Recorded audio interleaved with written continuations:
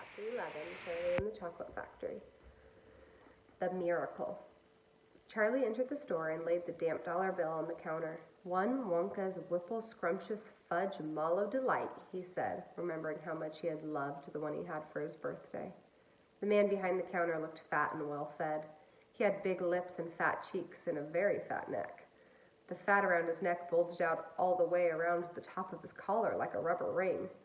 He turned and reached behind him for a candy bar. Then he turned back again and handed it to Charlie. Charlie grabbed it and quickly tore off the wrapper and took an enormous bite. Then he took another, and oh, the joy of being able to cram large pieces of something so sweet and solid into one's mouth. The sheer blissful joy of being able to fill one's mouth with rich, solid food. "You look like you wanted that one, Sonny," the shopkeeper said pleasantly. Charlie nodded, his mouth bulging with chocolate.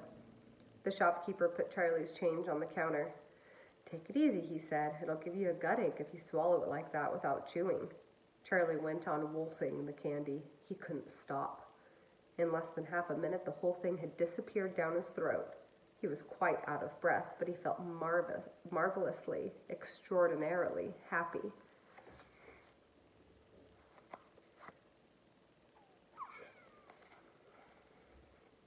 He reached out a hand to take the change. Then he paused. His eyes were just above the level of the counter.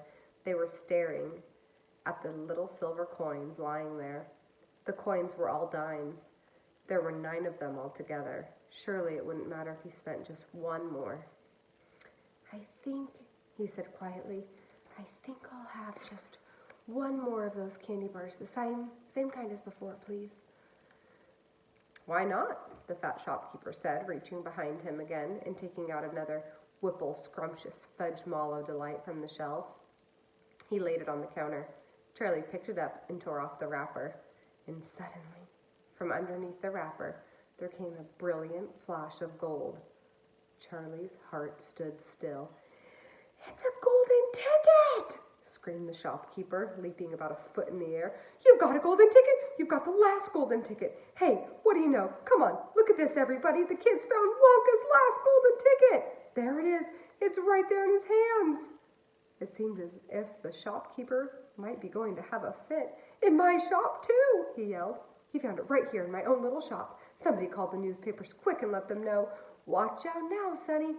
Don't tear it as you unwrap it. That thing is precious."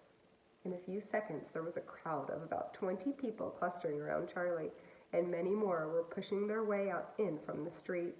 Everybody wanted to get a look at the golden ticket and at the lucky finder.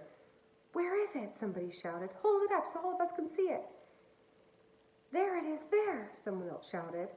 "He's holding it in his hands. See the gold shining?" "How did he manage to find it, I'd like to know," a large boy shouted angrily. 20 bars a day I've been buying for weeks and weeks." "Think of all the free stuff he'll be getting too," another boy said enviously. "A lifetime supply." "He'll need it, that skinny little shrimp," the girl said, laughing. Charlie hadn't moved. He hadn't even unwrapped the golden ticket from around the candy bar. He stood very still, holding it tightly with both hands, and while the crowd pushed and shouted all around him, he felt quite dizzy. There was a peculiar floating sensation coming over him, as though he were floating up in the air like a balloon. His feet didn't seem to be touching the ground at all. He could hear his heart thumping away loudly somewhere in his throat. At that point, he became aware of a hand resting lightly on his shoulder, and when he looked up, he saw a tall man standing over him. "Listen," the man whispered. "I'll buy it from you. I'll give you $50. How about it, eh? And I'll give you a new bicycle as well, okay?" "Are you crazy?" shouted a woman who was standing equally close. "Why, I'd give him $500 for that ticket. Why don't you sell that ticket for $500, young man?" "That's quite enough of that," the fat shopkeeper shouted, pushing his way through the crowd and taking Charlie firmly by the arm. "Leave the kid alone, will you? Make way there. Let him out." And to Charlie, as he led him to the door, he whispered, "Don't you let anybody have it.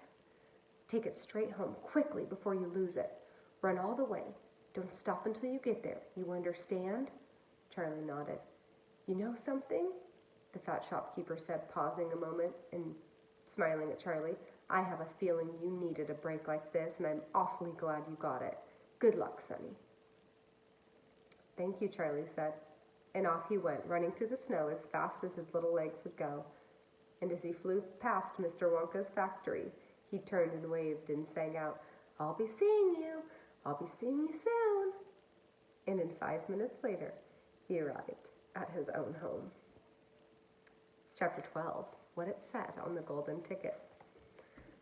So I'll come back on in a couple days and read you guys a few more chapters.